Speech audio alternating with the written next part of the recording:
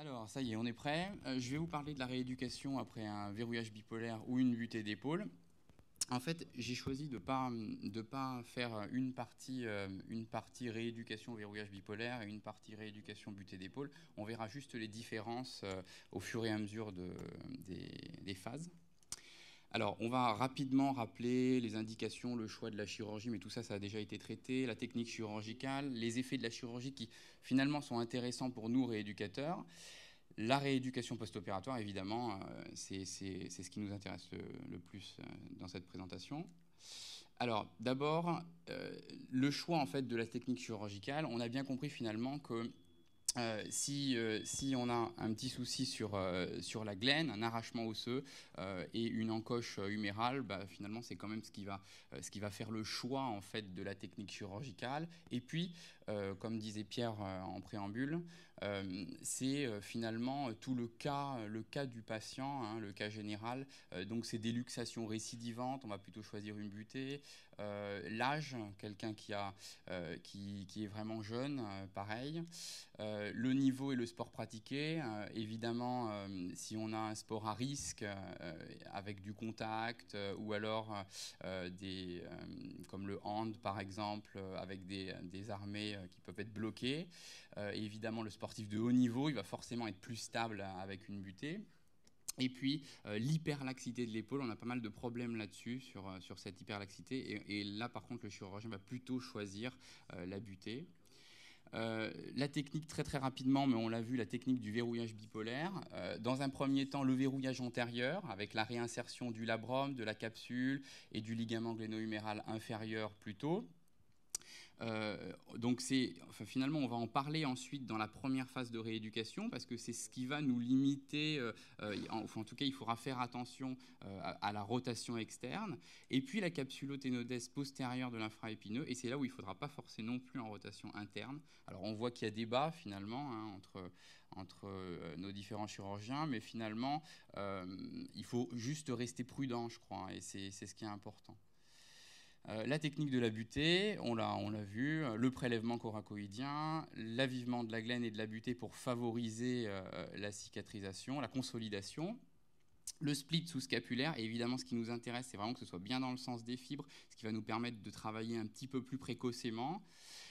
Et puis le vissage, en faisant bien attention, on l'a vu, à l'affleurement, hein, pour éviter tout risque de conflit. Alors, le double effet, c'est finalement ça qui nous intéresse le plus. Évidemment, on a un effet butée osseuse hein, qui prolonge la glaine antérieure, enfin de façon antérieure. Et puis, cet effet hamac où le coracobiceps en abduction, rotation externe, va venir repousser la tête humérale vers l'arrière. Et finalement, c'est ce qui nous intéresse le plus, hein, aussi en rééducation. Alors, maintenant, on en vient à la rééducation post-opératoire. Alors, on va distinguer 3 phases, mais quelque part, on pourrait presque distinguer une 4e phase, mais je vais pas empiéter sur la présentation du docteur Trouvé. On va commencer par une phase passive, le premier mois, une phase active qui peut durer jusqu'à 2 mois, 2 mois et demi, et puis une phase de renforcement jusqu'à 3-4 mois post-opératoire. On n'en est pas à la reprise encore du sport de contact, hein, on en parlera ensuite évidemment dans la présentation suivante. Finalement, on donne des durées, mais il faut bien noter que des fois, ça peut être un petit peu plus court sur cette phase passive ou un petit peu plus long.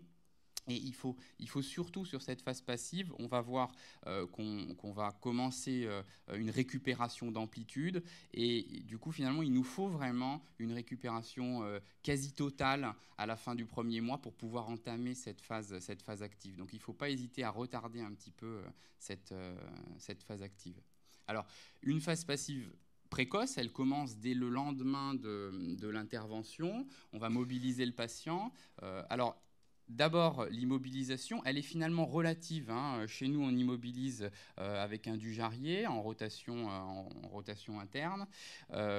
Et finalement, on va apprendre au patient à sortir de cet attelle. Parce que ce qui nous embête souvent, c'est la perte du schéma moteur. Le patient qui n'a pas du tout bougé pendant un mois et qui, du coup, au bout d'un mois, alors on arrive à le mobiliser, mais on a une perte d'amplitude et puis finalement, il a surtout oublié de se servir de son bras. Donc on va l'autoriser, autant en verrouillage bipolaire qu'en butée, à se servir, à faire un secteur main-bouche et donc à ne pas oublier qu'il a une épaule et un bras. Et par contre, c'est là où du coup, il faudra être un petit peu fin sur les consignes qu'on lui donne. C'est que du coup, autant sur la butée, on ne va pas lui donner de limites en rotation. Il peut faire un petit peu de rotation en même temps que son secteur main-bouche. Autant par contre, sur le verrouillage bipolaire, il faudra être un petit peu plus précautionneux. L'antalgie, bon, ça commence évidemment à la clinique avec le travail avec les anesthésistes. Ils partent pas sans rien, hein, ils ont une prescription d'antalgique. Évidemment, énormément de glace. Hein, forcément, on va diminuer. Il y a un côté inflammatoire quand même important. Qui était souvent vrai déjà avant l'intervention et qui évidemment est renforcé par l'intervention. Évidemment le massage, hein, on va utiliser beaucoup, surtout on va rencontrer beaucoup de contractures au niveau cervical et au niveau périscapulaire et c'est ce qu'il faut traiter en priorité. Et puis on va utiliser tout ce qui est trigger point, point réflexe, on a tous des techniques particulières là-dessus. Ensuite, la mobilisation passive autorisée. Alors finalement, on ne limite pas en post-opératoire sur la butée, on ne limite pas l'amplitude. Donc finalement, c'est la douleur qui nous limite. Alors effectivement, il ne faut jamais que ce soit douloureux. Hein. On est bien d'accord, ça on le sait tous. Et donc il faut que ce soit très progressif et qu'on ait une confiance du patient. Hein. Ça c'est vraiment important. Là je parle de la mobilisation passive dans la scapulo-humérale, mais il va falloir évidemment faire un travail énorme sur tout ce qui est scapulo-thoracique. Alors, surtout un apprentissage de la posture. Alors, on en parlait hier, mais finalement, la stabilité de l'omoplate, finalement, c'est quasiment ce qui est le plus important aujourd'hui. Enfin, nous, on estime que c'est ce qui est le plus important, parce que si vous n'avez pas un omoplate stable, à la fois mobile et stable, vous ne pouvez pas avoir une épaule qui est stable. Donc du coup, ça sert finalement à rien de travailler une scapulo-humérale toute seule. Il ne faut pas oublier qu'il y a cette partie mobile de l'épaule. Et évidemment, on n'oubliera pas l'acromioclaviculaire, hein, qui souvent est le siège de restriction. Voilà, donc il ne faut pas oublier de la mobiliser aussi. Ensuite, la trophicité. Nous, on utilise de l'électrothérapie sur la coiffe, hein, et puis sur le deltoïde dans cette première phase. Ça évite une perte de trophicité et ça, c'est relativement intéressant. On pourra discuter des modalités, mais on a tous pareil nos choix de courant excitomoteur. Alors, on passe à une phase active. Alors, on a dit que finalement, pour pouvoir passer à cette phase active, il nous faut une mobilité suffisante. Hein, et donc, il faut vraiment récupérer un maximum d'amplitude et ne pas avoir oublié la rotation externe et la rotation interne pour la butée d'épaule. Et sur le verrouillage, évidemment, on va être un petit peu plus précautionneux, mais on aura... on va forcément harmoniser ensuite nos consignes post-opératoires, mais du coup, on aura peut-être un petit déficit en rotation externe et en rotation interne, ce qui paraît logique, puisque finalement, il faut quand même protéger la capsuloténodes postérieure et la réinsertion du labrum. Donc cette phase active, une mobilisation active, scapulo-humérale, progressive, toujours sans douleur. Ensuite, évidemment, c'est à ce stade-là, on aura pu le commencer un petit peu avant, mais c'est à ce stade-là qu'on va vraiment corriger la cinématique. Donc on ne va pas laisser s'installer des décentrages qui vont ensuite nous limiter dans l'amplitude active. Alors évidemment, je parle là du décentrage antéro-supérieur ou du spin en rétroversion. Et donc à ce stade-là, on peut vraiment facilement les corriger. Progressivement, pareil, on pourra parler de techniques pour les corriger, mais il ne faut surtout pas les laisser s'installer. Et ensuite, on verra que dans le renforcement musculaire, il ne faut pas trop déséquilibrer cette épaule pour ne pas avoir des décentrages qui s'accentuent. Hein. Mais à gauche, là, ou à droite? Non, là? Non. Là? Le travail musculaire scapulo-thoracique.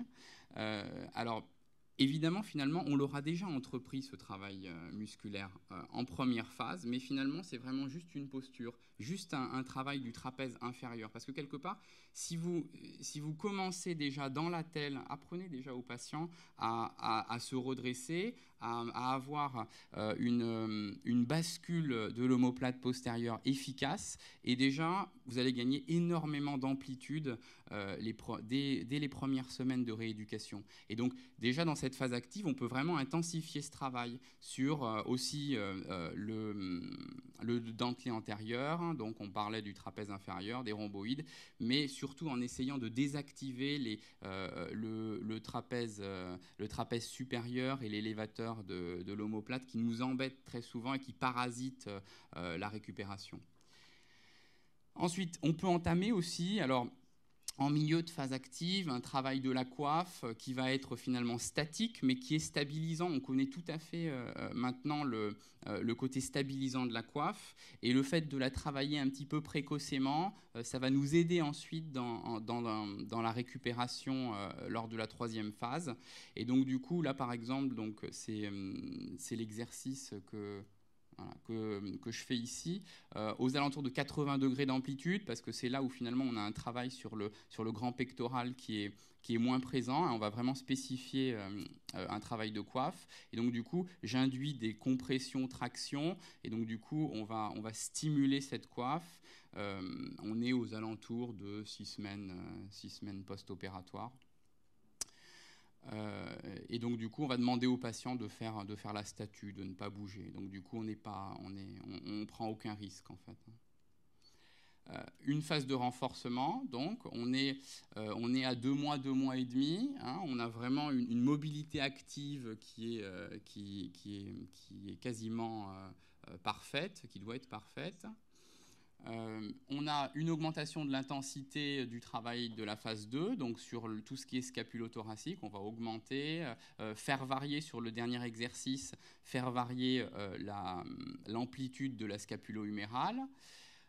On va, à ce stade-là, entreprendre un travail de déstabilisation, alors autant en chaîne cinétique ouverte qu'en chaîne cinétique fermée, parce que du coup, il ne faut pas oublier que le patient va être en situation ensuite, lors des activités de la vie quotidienne ou lors du sport.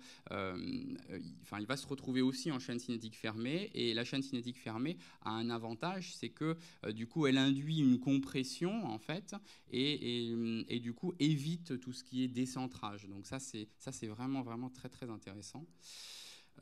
Évidemment, un travail plus analytique des grands muscles moteurs, le grand pectoral, le grand dorsal, qui vont forcément freiner le mouvement d'armée. Et puis, par contre, toujours en parallèle, on n'oublie pas de bosser la coiffe aussi en analytique, parce qu'il ne faut surtout pas déséquilibrer le ratio, parce que du coup, on entraînerait des décentrages. Évidemment, le travail sur lancer armé. Alors au début, on va commencer avec des élastiques, ça va se faire de façon progressive. On va faire varier les modes de contraction, la vitesse. Progressivement, on va entraîner des arrêts brusques. Et puis ensuite, après seulement, on pourra travailler avec un ballon. Mais tout ça, ça se fait en parallèle avec des exercices en chaîne cinétique fermée. Pour réduire l'appréhension, finalement, on va pas mal utiliser, nous on utilise pas mal tout ce qui est technique neurofacilitatrice, comme on peut le voir là, sur la dernière petite photo, comme le Kabat, on en connaît d'autres, et du coup surtout en fin d'amplitude, en faisant varier les modes de contraction, et finalement ça c'est relativement efficace. Et puis toujours pour l'appréhension, évidemment, l'apport de l'isocinétique est particulièrement intéressant. Et puis, bon, évidemment, ensuite vient le travail spécifique du sportif, mais je ne vais pas empiéter sur la présentation suivante. Ensuite, alors, bon, pour terminer, en conclusion, l'apport de l'arthroscopie, est-ce que finalement on va avoir une rééducation plus complexe? Ben forcément, en fait. Hein. Dans les années qui vont venir, il faudra vraiment être attentif, c'est ce que disait Régis enfin, tout à l'heure pour les questions. Il faut être attentif au compte-rendu opératoire, parce que maintenant, finalement, on ne fait plus... Enfin, débuter isolé, évidemment, on en fait, mais de plus en plus, on va voir apparaître des coiffes associées, une lésion du biceps, une slap lésion corrigée tout en même temps. Finalement, maintenant, on va avoir plusieurs interventions en une. Et donc, forcément, la rééducation, surtout les premières semaines, va être forcément plus complexe. Hein. Donc, il faudra être un petit peu plus pointu encore que ce qu'on nous demandait avant. Merci beaucoup.